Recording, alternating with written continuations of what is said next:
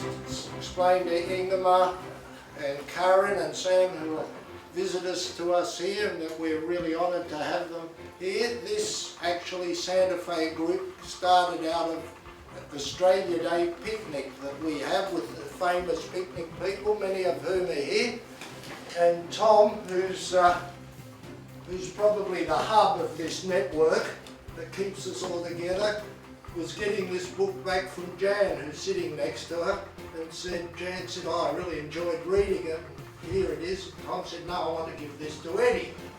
Anyway, he gave it to Eddie, and Harry piped up and said, I read the Scientific American every year. And then Tim, James's brother, was there. He says, I'm about to do a movie on Schrodinger's cats. Well, the cat either sees the gunpowder explode or not. So inside the bunker, we actually have these two possibilities. The powder explodes and the cat sees it explode, or the powder doesn't explode and the cat doesn't see it explode. And James says, oh, well, I'm into all that stuff too. And we all said, well, since we're all sharing the same interests, maybe we ought to get together. Ingemar said, what's the audience like? And I said, we're an eclectic group of people, but we enjoy what we do, and we enjoy the debate. Welcome that Ingemar is talking today at What is Life. He's a lecturer of the Karolinska Institute and professor there. He's written a book in Swedish on the origin of life, and it's over to Ingemar. Yeah. Okay, so again, thank you for this magnificent introduction, creating a lot of expectations. But I think that's not the issue. The issue is that we are curious about the same things. And I've come here to compare notes.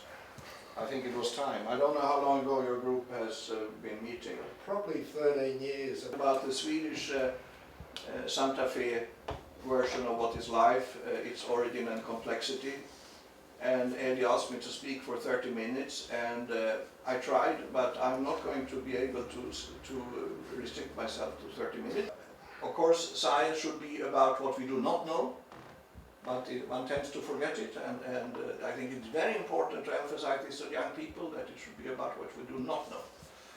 And I show this slide to my students, which are usually advanced students, PhD students. They should really be three-dimensional balloons. There should be a blue balloon in the middle, and that's the current knowledge. And what is knowledge? When does something become knowledge? I mean, it's definitely gray zone. When Bill Bryson writes it in his book, you know, it's almost knowledge. But some of the knowledge is, of course, wrong, and most of science goes out these three questions, in fact, that for the first two, we will never get an answer.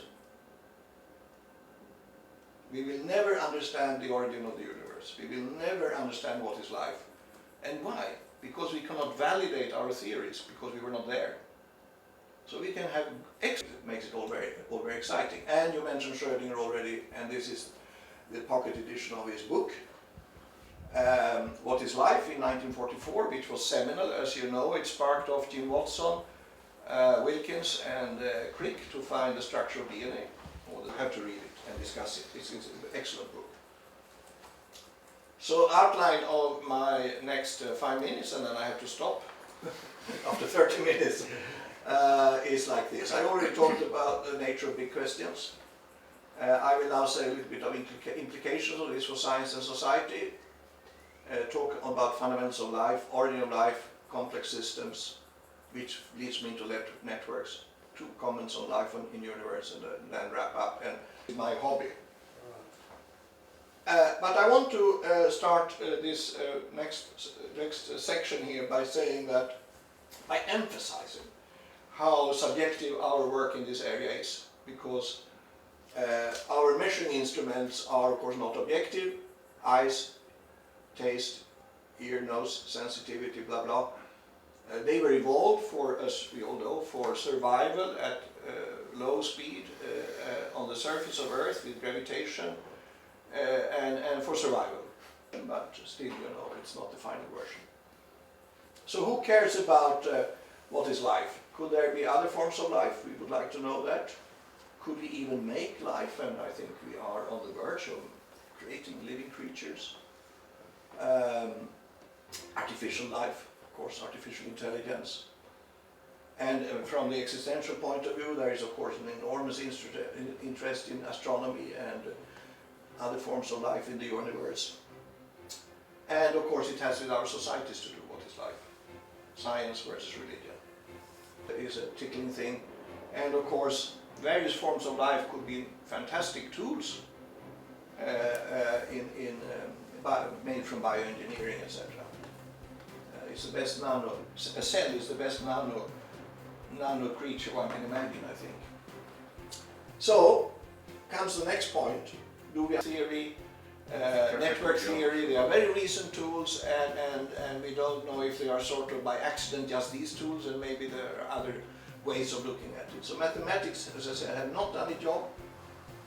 What are relevant examples of spontaneous emergence of complexity? In Sweden we have snow, so snow crystals are often brought up as one example, but that is not the type of emergence we see in biological systems. Like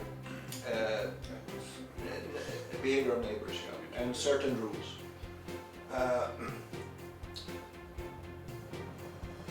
Additional questions?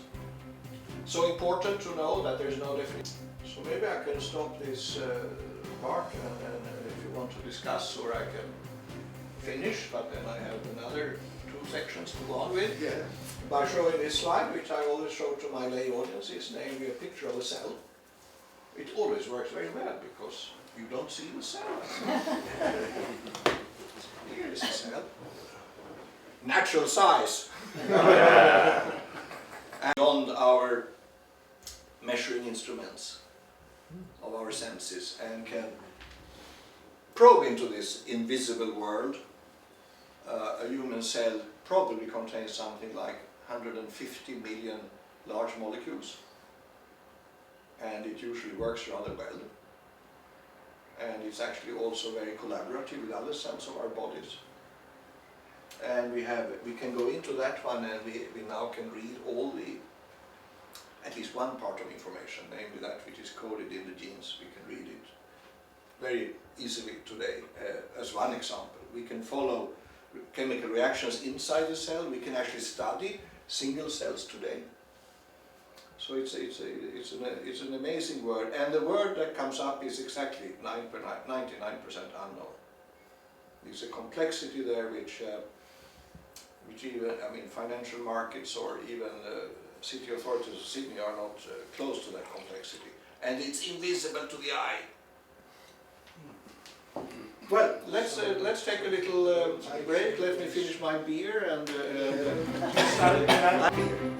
and they don't like to be there. They stay there for a very short time. We basically can't find them on the top, but we can find cells. If these are close to each other, we can find cells that drop over in the other one, which is of course prohibited in life, but we can find some cells in vitro. And the cells which are here, they grow very slowly. They are very prone to die. But it That's all right, I was thinking.